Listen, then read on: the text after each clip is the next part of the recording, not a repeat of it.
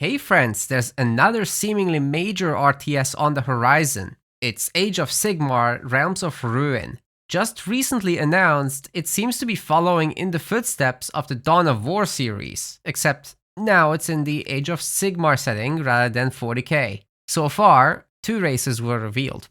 The Stormcast Eternals are immortal warriors relying on combined arms tactics and powerful heroes. Meanwhile, the Aura Kruleboys are made up of multiple greenskin species and favor stealth and fighting dirty until they can unleash beasts. The game certainly seems to have a high production value and will be released on PC, Xbox and PlayStation with cross-play multiplayer. No word yet about whether that involves keyboard and mouse versus controller in ranked, but apparently you can use any input method on any platform. So I would assume that they are going for it. There will be an open beta from July 7th to July 10th. I've got the link in the description and I'm planning to live stream this when the time comes, right here on YouTube. Make sure you're subscribed to be notified. Next up, let's take a quick look at the gameplay.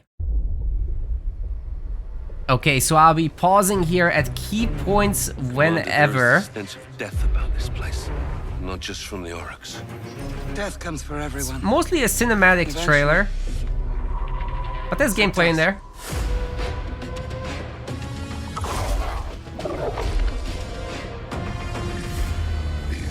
The Oryx.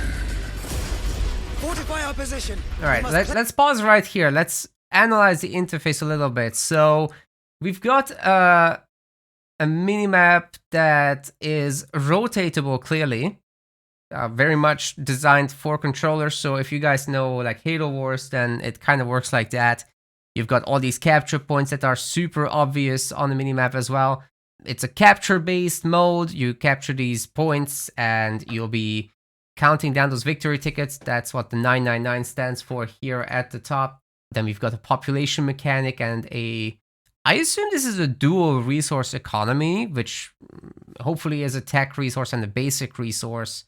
So you can see down here that they cost 50 of these resources, but hard to say what that actually means and how that comes to play. A little bit of detail missing is that there's absolutely no stats on the units, so I guess you have to figure that out. I'm not a huge fan of this off the bat, but let's check out the gameplay. So yeah, there you can very clearly see the capture mechanics at play. It's very much a squad-based game, so these guys are not individual entities, but they work as a squad. You order them around as a squad, just like in Dawn of War. Yeah, you can very clearly see here that they work together. Got a bunch of bold boys. We've got a little bit of cloaking mechanics, and I assume that's like an ability to reveal them. Sigma, give me strength. Some powerful lightning ability there from the hero. I wonder if that's available in multiplayer. It looks powerful. Here comes the horde.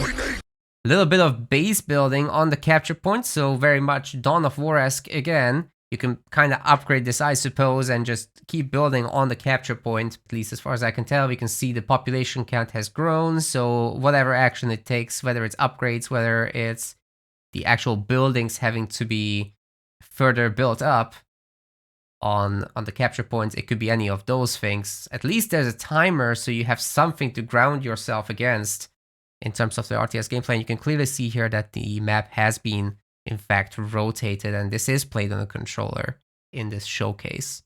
Like flies to a corpse, they always come. Aiden, I will take the fight to the Oracle. So you got some deployable ballista here, which is seemingly very cool. Overall, the combat seems rather on the slower side. Let's just go back a little bit and take a look at this combat again. Like flies to a corpse, they always come. Okay, there's a little bit of dying going on, I will take the fight to the Oracle Warlord. You hold here. but the individual animations do seem on the slow side to me. There's the big boys. There's the fly boys. Oh, was that a net ability? That's pretty cool. So I assume they can't move then, but there was never a follow-up shown.